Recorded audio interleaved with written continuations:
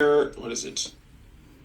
There are items that should be sellable on the website that are not sellable on the website because of something. It looks like an item restriction based on the messaging around it. Um, I have an email I can share if you would all, if you'd let me share my screen for a second, and we'll jump Yeah. into this. So Go ahead. let me find the screenshot. Okay, good.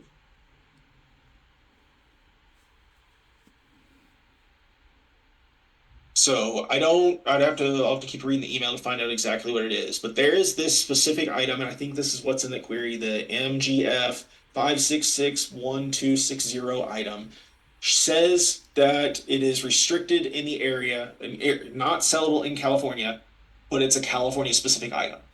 So we're trying to figure out why.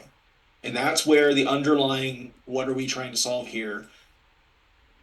Pomni did some research and we think it's related to 2556 and then maybe the other one I linked earlier. And that's kind of how we got to the information I'm giving you all. So that's just a little background on this. Did you all know that when we start there? Kind of. Okay. I knew there was discussion around this issue. That's about all that I knew. Okay. Well, there's a whole email thread and I can forward it to you all. If that would be helpful. But that's kind of the context behind this is there's a mismatch around here. Um, in this email thread, Carla, our old VP, she had the retail side look into this, and retail was interpreting a zero and a null as the same answer, and they needed to make a distinction between them, and that was their issue and how they were solving it. It looked like that was the same as what you guys were seeing. Is that information jiving with what you guys know? I think the message we are getting is not the updated one from that table, right? Yeah, Zach, I think our issue is a different thing, which is that the job that is supposed to be looking at generating these messages and reading them into the broadleaf table, I think I actually missed some context. Let me try that again. Our Prop 65 item restriction job is looking at item master data in the broadleaf ETL, or broadleaf database, which is our apps database, right? Problem is, at least the item master message imports is not running, which is the piece that specifically has these messages in it. So if we have messages for these things, they're all extremely old. And some of them we may not have the right messages because this import was turned off. My speculation is it was turned off because when they did the new catalog service, they switched most things to look at that instead, but my guess is they missed this and didn't realize this part was still looking at the old broadleaf stuff. Yeah, I think that's the case because I think me and Sydney disagreed in what we were telling Photon around where this data was sourced from. So I think it might even be not fully understood on our side. So, okay. Is I We have the power to run these jobs manually in the test environment. Can Yes. we run one of these jobs to see if it will work? Yep, we could do that. Um, Actually, could you see if it's running? Like, let's start with that. Let's see if it's running in test. Sure, I'll just share my screen. That could be a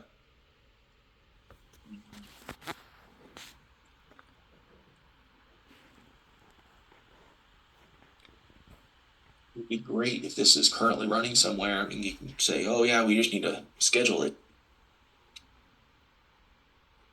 I'm going to invite a new peer. Okay. Just so he's aware. Oh.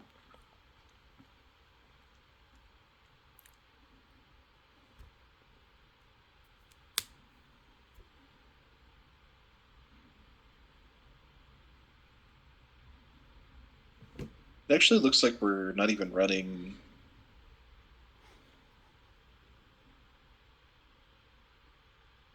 There's a lot of jobs missing here that are on prod, actually, it looks like. Can you check the 2A cluster and test as well? Yeah, I could. I'm not Yeah, no, after sure. you did mine. I think there's 2 clusters running this in or in test, so that's why. Let's take a look here. So Hey, Noob. Just kind of giving a rundown of where we were at. We don't believe so. There's a job that for the item restriction that part of that is a Prop 65 import section. Okay. We believe that is what's going on here. Is that job is out of date. When Devin looked at it, that looked into this, that job is not currently scheduled to run in prod. Meaning we haven't pulled in imports in a long time. We don't know how long a long time is yet. We're still kind of digging into it. we Okay. do know. Actually, it's Oh, do you? January of 2023 was the last time we ran it. Okay. Okay, so a bit ago. So over 2 years ago was the last time this was ran. So that might explain what's going on. And we're trying to figure out if this is being ran anywhere else to see what we know about it. I was asking Devin to see if he can find it anywhere else. That way, if he can, then great. We're more likely to say it'll run in prod. If not, then we need to figure out if it will run, and test would be a good place to just fire it off somewhere. Got it. But again, back to the question on Devin early. I mean, I think Pavani earlier you had a ticket, right? Where you had shared saying that this is actually pulled from a different table, and then Sydney had mentioned that we have to pull it from my MySQL now. So Yeah, how does that connect here? that's the ticket we are discussing. It's 822. No, no. Yeah. Right. So there, the hypothesis of the ticket is that the current table does not have this data, right? The updated data, yeah. So, but Sydney mentioned that will be not a quick turnaround. Yeah, that might have some complexities. We need to check other data flows also. So, if we want a quick fix, we will need to run this item message job to get the updated data into the broadleaf. Okay. Yes. So we're running the item restriction prop ETL, prop 65 ETL, but the problem is it's looking at the broadleaf database, which has the 2 years old data in it right now. Correct. And so if we move that to look at the EPC, that would be the direction we need to go in. But the complexities come in that the broadleaf database has a bunch of like extra tables generated that had different data in them than our new EPC tables. So there might be some issues with converting that over. That was why Sydney said it might be a complex task. Okay. But now, again, now we found out that there is a job which is not run for a while. And is that a different job? Yeah, that's a job that's not actually listed on here. It is. Where did I put it? Yeah, item master message import. Okay. So that puts the item master message data into the broadleaf tables, which is what we used to do. Oh, okay. But then if you look right here, I think it's this one. I don't. Item mastery 2. I'm not sure. I think it's maybe this one. But the item master message import, you see the exports run here. The import is not run, so that's kind of the difference. So, was it supposed to run with any schedule, or was it like run on command? So my understanding of what's going on here is I think when they moved this over to ecom, maybe they didn't realize that this was still needed to run the import. Because the goal was to remove this data from broadleaf tables and not use it there anymore. But unfortunately, this item restriction ETL still looks at it. Okay. So it seems like it was something that was just missed. Okay. All right. So now, if we are able to run this import job, get the data refreshed on the broadleaf tables, this could potentially fix the issue. Yeah, so that would put the data in that these 2 jobs need, and these jobs run at like 5 p.m. and then 7 p.m. Central, something like that. Okay. So if we run that one job, these jobs will go ahead and run tonight, and then would be able to fix the issue if we can get it run before these run, I guess. Okay.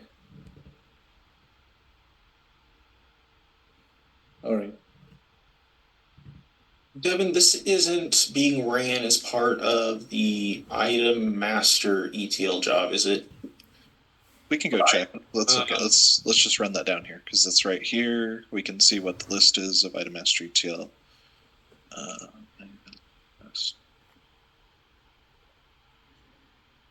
So here's item master ETL. Export import.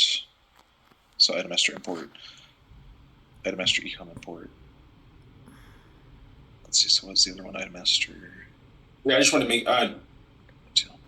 just want to make sure we're not accidentally picking this up through another job somewhere.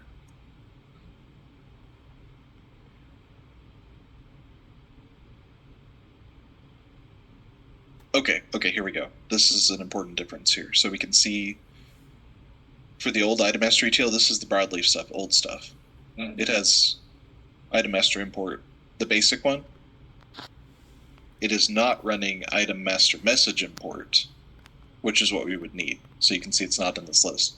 But when you look at item master ecom ETL, it does have its own version of the message import. That's the new data. So it is importing the messages to the new data, not the old data though. Do you have item restriction ETL listed in here?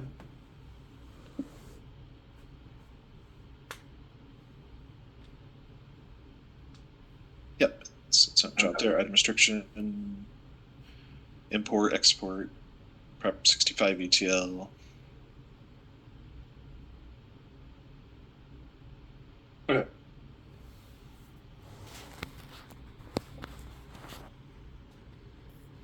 Okay, that was the only one I could see running somewhere that I thought might be involved. So Yeah, if we look at the item master message import, it only runs. Well, it says it runs on this. I'm not even sure what this is though. So I think we pick an environment, verify some data beforehand, and then run it and test. Just fire it off manually. I know we have the power to do that. It won't affect prod, and it'll give us more of an answer on can we run it? Because it not being a schedule makes me a little nervous if we haven't ran it in 2 years to just run it in prod on the fly.